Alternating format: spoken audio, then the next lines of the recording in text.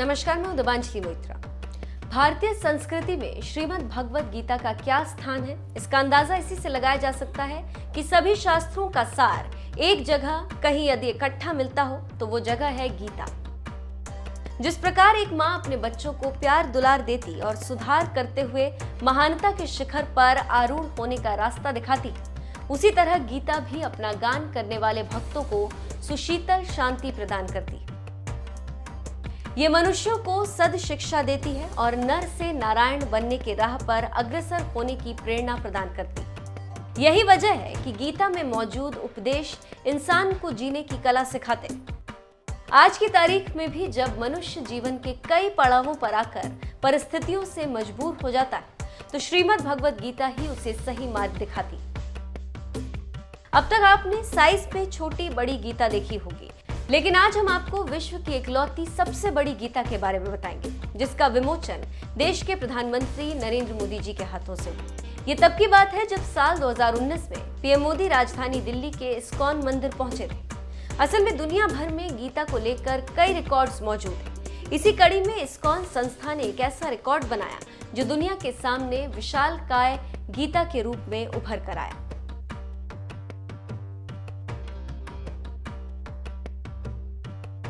Video में दिख रही ये विशालकाय श्रीमद् भगवत गीता कोई आम गीता नहीं, बल्कि सोने चांदी से निर्मित है।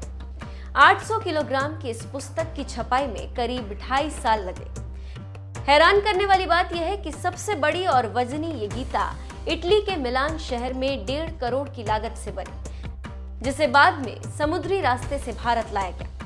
अब अगर गीता के वजन की बात करें तो इसके पन्नों को पलटने के लिए 3 से 4 लोगों की जरूरत पड़ती, जो कि प्रत्येक पन्ना सिंथेटिक कागज से तैयार किया गया है। इसीलिए इसके ऊपर कई प्रकार के धातु लगाए गए, जिनमें प्लैटिनम, सोना और चांदी मुख्य है।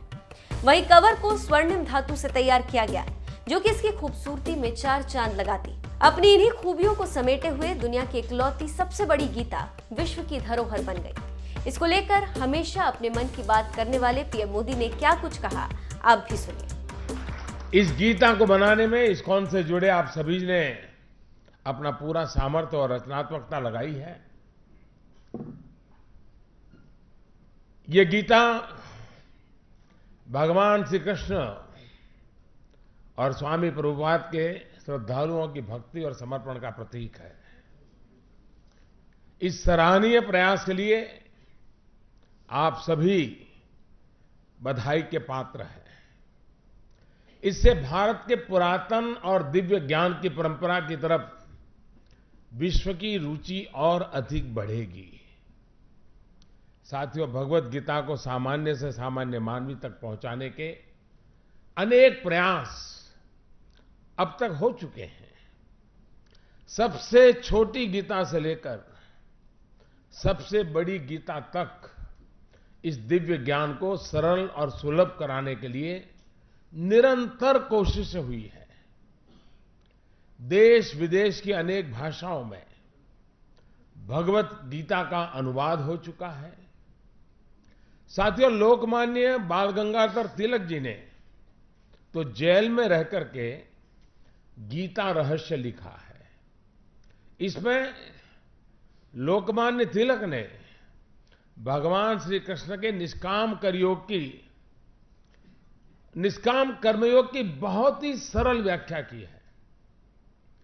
उन्होंने लिखा है कि गीता के संदेश का प्रभाव केवल दार्शनिक या विद्वानों की चर्चा तक सीमित नहीं है, बल्कि आचार विचार के क्षेत्र में भी वो सदैव जीता जागता प्रतीत होता है।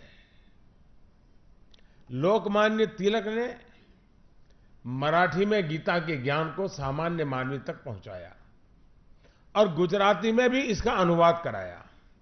इसी गुजराती अनुवाद को राष्ट्रपिता महात्मा गांधी ने जेल में पढ़ा और इससे गांधी जी को भगवत गीता अकॉर्डिंग टू गांधी को लिखने में बहुत अधिक मदद मिली।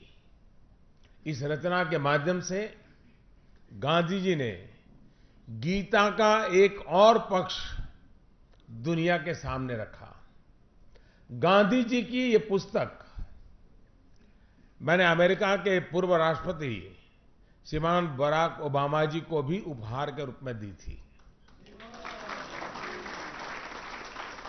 साथियों, श्रीमद् भगवद गीता भारत का दुनिया को सबसे प्रेरक उपहार है। गीता पूरे विश्व की धरोहर है। गीता हजारों साल से प्रासंगिक है। विश्व के नेताओं से लेकर सामान्य मानवी तक सभी को गीता ने लोकहित में कर्म करने का मार्ग दिखाया है। भारत के करीब करीब हर घर में तो किसी न किसी रूप में भगवद गीता विराजमान है ही। दुनिया भर की अनेक महान विभूतियां भी इसकी दिव्यता से अछूती नहीं रह पाई। ज्ञान से लेकर विज्ञान तक हर क्षेत्र के अनेक लोगों की प्रेरणा कुरुक्षेत्र के मैदान पर कही गई ये अमर वाणी है।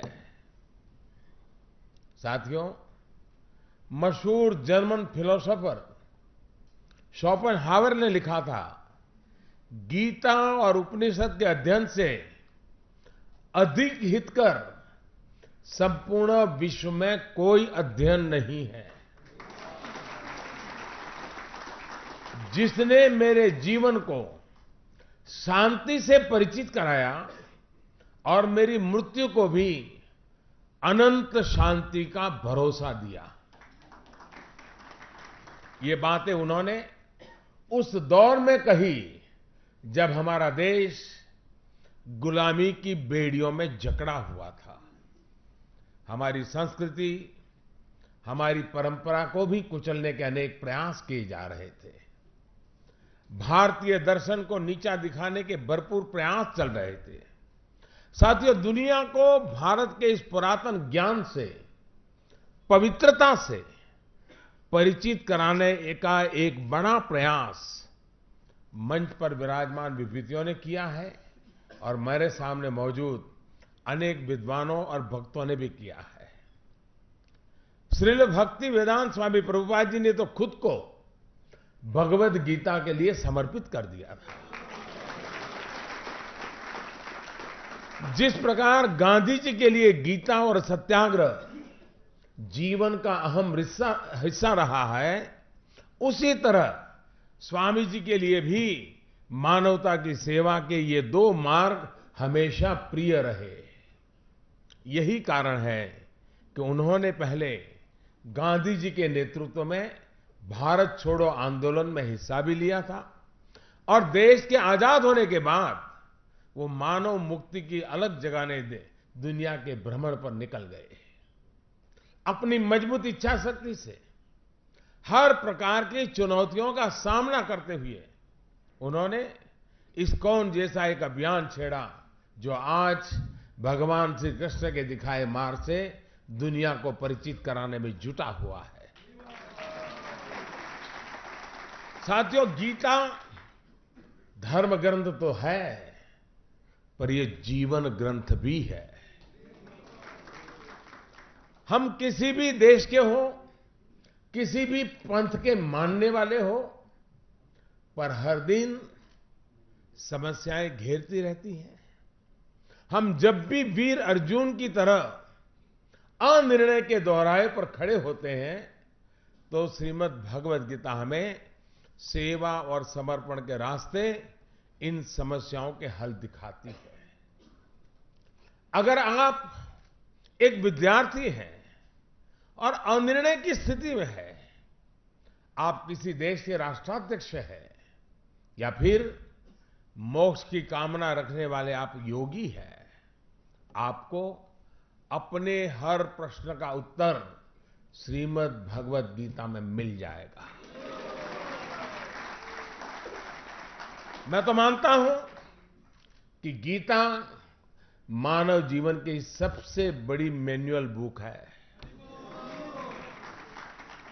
जीवन की हर समस्या का हल गीता में कहीं न कहीं मिल जाता है। और प्रभु ने तो स्पष्ट कहा है, परित्राणाय साधूनां विनाशाय च दुष्कृताम् धर्म संस्थापनार्थाय संभवामि युगे युगे।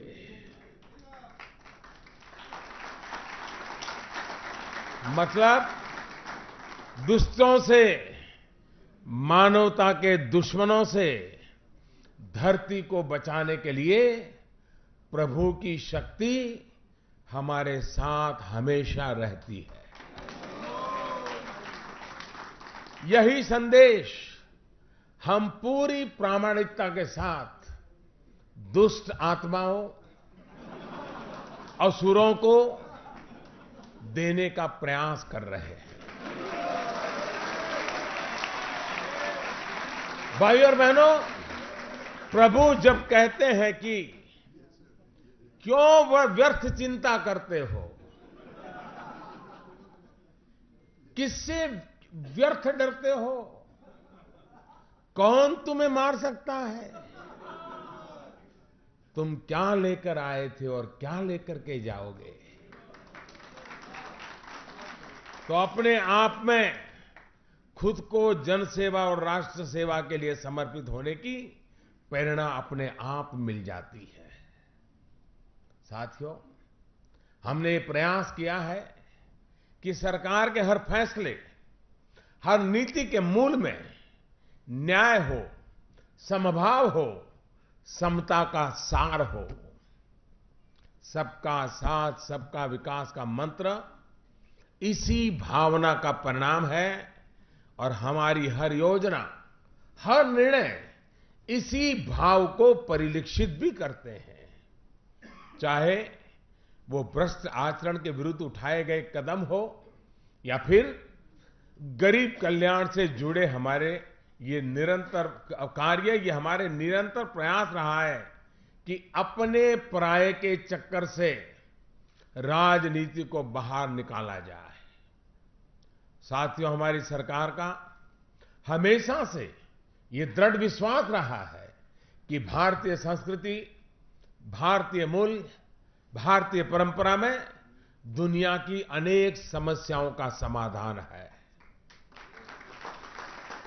हिंसा हो, परिवारों के संकट हो, पर्यावरण से जुड़ी समस्या हो, ऐसी हर चुनौती जिससे दुनिया आज जूझ रही है, उसका समाधान भारतीय दर्शन में है। योग और आयुर्वेद की मुहिम को विश्व भर में पहचान और उसमें जुटे आप जैसे संस्थान और देश के अनेक संतों की तपस्या को हमारी सरकार ने बुलंद आवाज दी है, जिसके परिणाम स्वरूप आज हेल्थ एंड वेलनेस के लिए विश्व तेजी से योग और आयुर्वेद की तरफ आकर्षित हो रहा है। साथियों, मेरा ये भी मानना है कि योग, आयुर्वेद से लेकर के हमारे प्राचीन ज्ञान और विज्ञान से अभी दुनिया का सही मायने में परिचय होना काफी बाकी है। हमारा सर्वश्रेष्ठ अभी दुनिया के सामने आना बाकी है।